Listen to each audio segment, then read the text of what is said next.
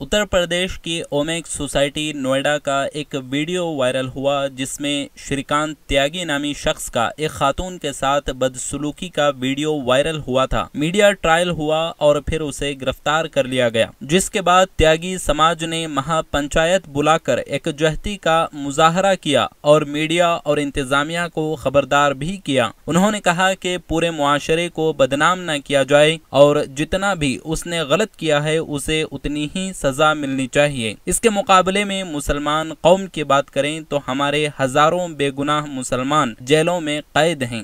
Depends on his safety protocol, वो उसको उतारना चाहेंगे या नहीं चाहेंगे।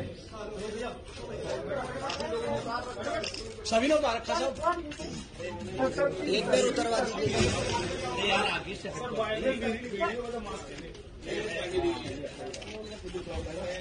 सर उनको बता दीजिएगा, उनको दोबारा मेरठ मुजफ्फरनगर, ठीक है।